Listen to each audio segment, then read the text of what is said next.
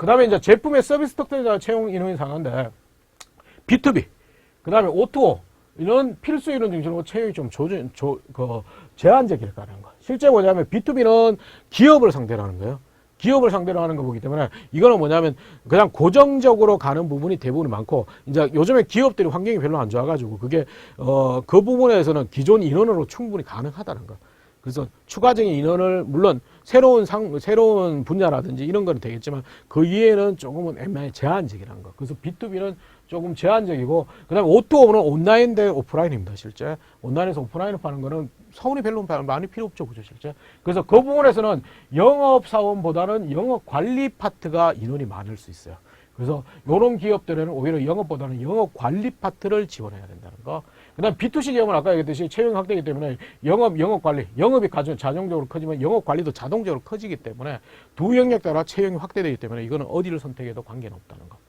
4번은 전문 특수 영업이나 영업관리 채용이 나타나고 있다는 거. 그거는 일반적인 영업이 아니고 전문성을 가진, 아까 했듯이 각각의 제품의 서비스에 대한 전문 특수 영업. 그래서 기술 영업 형태로 이공계 소유관계자 많아요. 그래서 이공계 친구들도 영업에 대해서 과감하게 지원하는 것도 필요하다는 거. 실제. 근데 가장 좋은 거는 내 전공과 연관되는 기업을 선택하는 게 좋겠죠.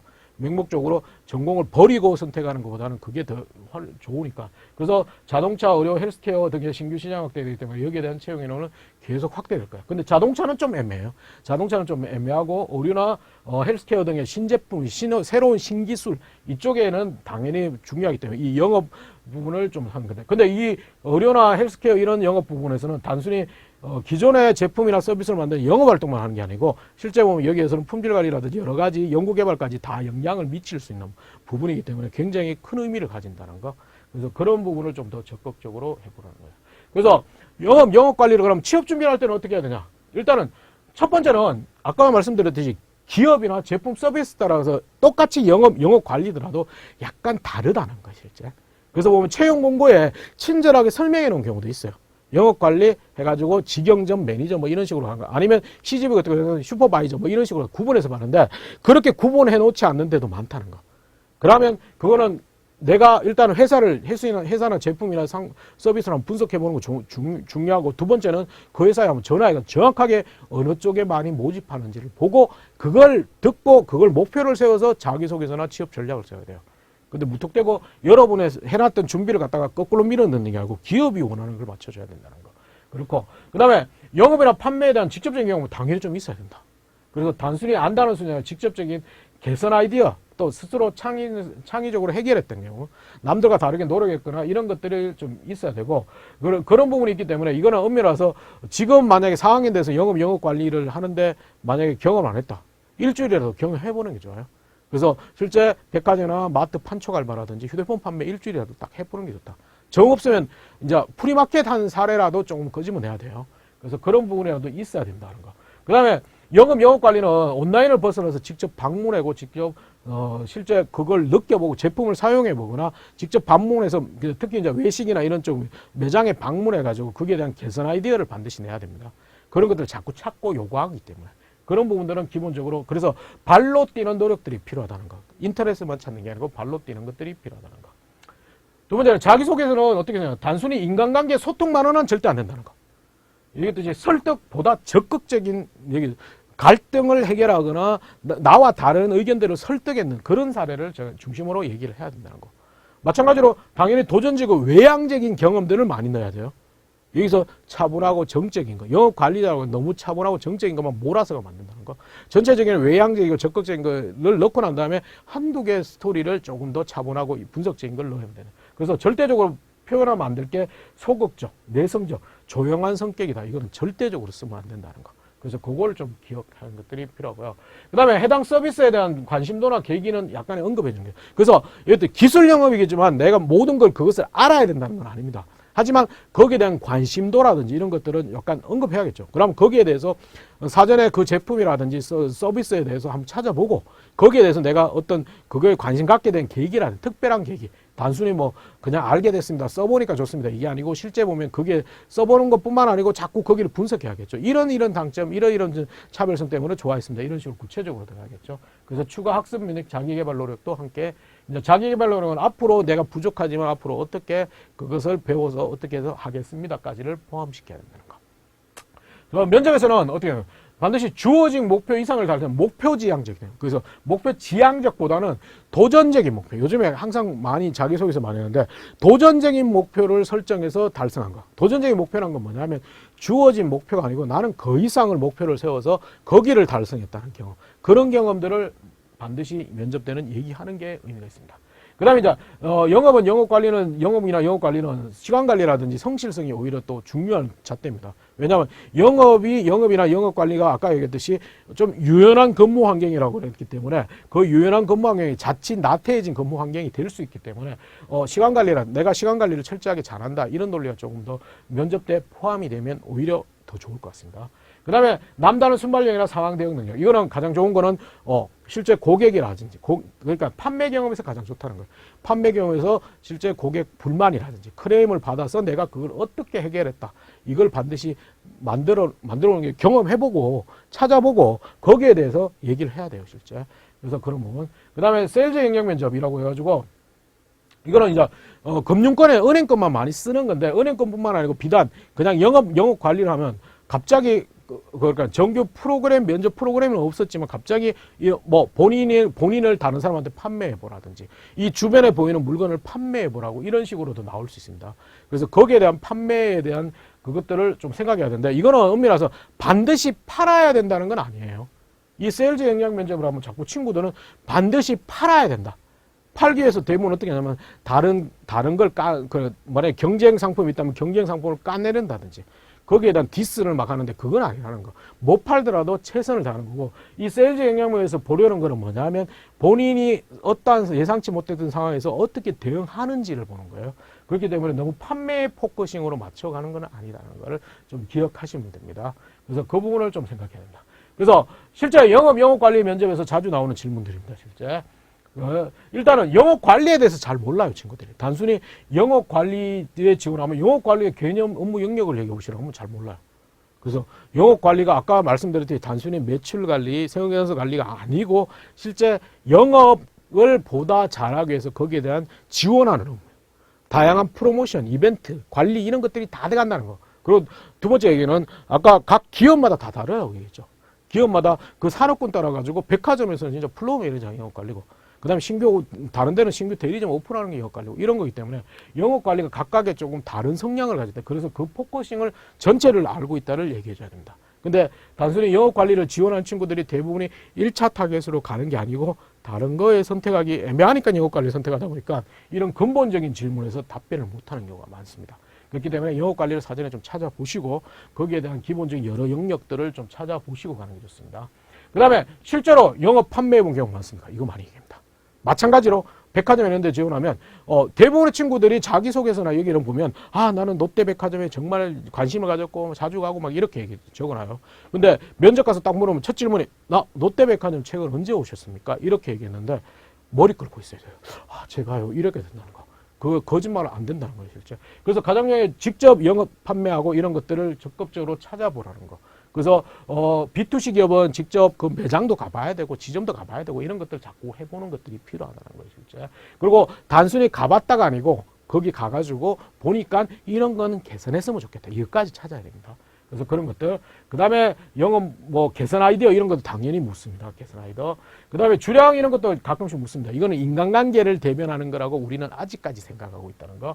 그래서 주량은 애매한 게 이게 솔직히 안 먹는 친구도 있다는 거. 남자 친구들은 대부분 잘 먹는다고. 예전보다 남자 친구들이 술을 좀 못 먹는 친구들이 있고, 오히려 여성 친구들이 굉장히 잘 먹는 경우가 많은데, 이거 잘 생각해야 돼요. 주량이 어떻게 됩니까? 너무 솔직하게 얘기하면 애매해진다는 거. 남자친구, 술 못 먹는 친구가 저는 체질상 술을 잘 못 먹습니다라고 얘기하면 왜 못 먹느냐고 집요하게 물을 수밖에 없다는 거. 그리고 여자친구들은 그냥 대충 얼마 먹습니다 이러면 되는데, 술은 잘 못 먹지만 술자리는 즐깁니다. 이런 진짜 식상한 답변을 안 했으면 좋겠어요. 그래서 이런 답변은 좀 인기응변론도 있어야 돼요. 본인이 술 못 먹더라도 소주 2병 먹습니다. 이러죠. 1병 반 먹습니다. 이렇게 해버리는 게 더 이상 질문을 안 받게 된다는 거. 그래서 그런 것들을 보기 위해서 하기 때문에 좀 생각해 보셔야 돼요. 그 다음에 이제 친구들 많은 편인지는 구체적으로 이야기해야 돼요. 아, 저는 많습니다. 뭐 이게 아니고 구체적인 숫자라든지 구체적인 그룹이라든지 저는 ABCD 등의 7개 모임을 가지고 있습니다. 이렇게 구체적으로 자꾸 얘기해야 된다. 숫자로 표현하는 게 영업이기 때문에 그 숫자에 대해서 자꾸 얘기를 부각시켜야 된다는 거. 그 다음에 이제 신규 오더에 대해서 본인의 영업 전략이 있느냐. 이거는 이런 식으로 포괄적으로 묻는 게 아니고 실제 우리 회사의 제품을 프로모션 해야 되는데 그걸 신규 영업한다면 어떻게 할 것입니까? 이런 질문을 한다는 거. 근데 거기서 가장 최악의 답변은 아, 저는 인간관계, 주변에 인간관계가 좋기 때문에 제 지인들한테 영업할 겁니다. 이건 최악의 답변이라는 거.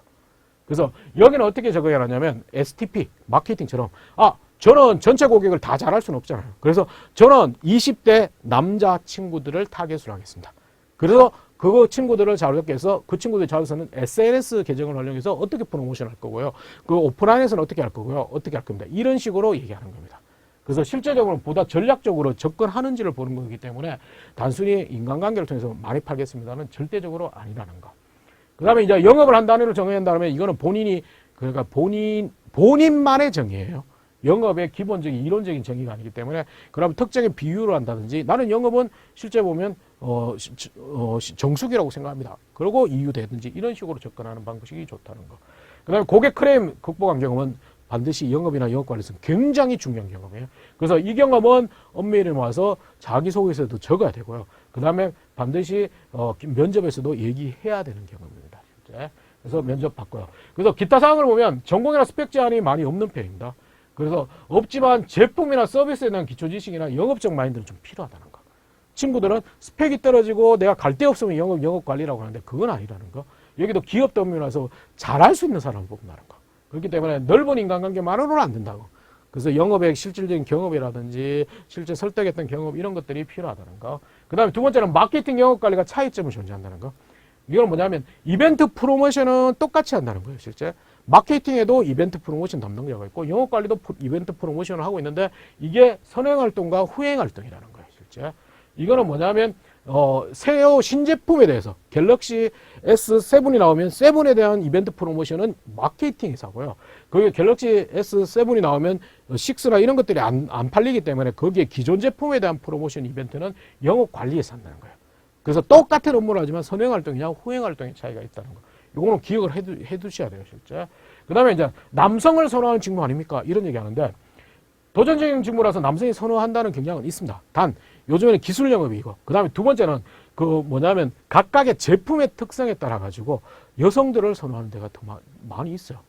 그 대표적으로 얘기하면 샘표나 이런데 그죠? 오뚜기나 이렇게 뭐냐면 참기름 팔고 식용유 팔아야 되는데 거기 남자가 팔면 되겠습니까? 거기는 여성 영업사원들이 더 많아요, 실제. 70% 이상이 여성이겠네요. 그래서 내가 영업을 강조하는데 그러면 내가 여성 친화적인 제품이라든지 거기를 타겟으로 간다면 오히려 더 유리할 수도 있다는 거.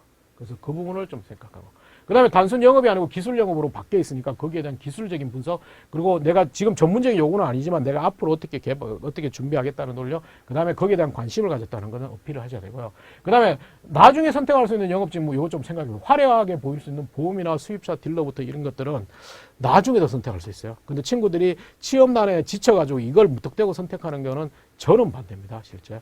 그렇기 때문에 이건 좀 더 고민해봐야 되고, 프레젠테이션 스킬은 얘기했듯이 앞쪽에서 제안 작업이나 이런 걸 많이 하기 때문에 거기에 대한 것들을 조금은 내가 잘한다까지는 아니더라도 기본적인 거는 조금 알고 있어야 된다는 거. 그 다음에 영업 관리는 아까 네 자짜리에서는 앞쪽이 아니고 뒤쪽이 핵심 역량이라서. 그래서 관리적인 역량이라든지 전략적인 사고방식은 영업 관리는 그걸 더 중요시해야 돼요.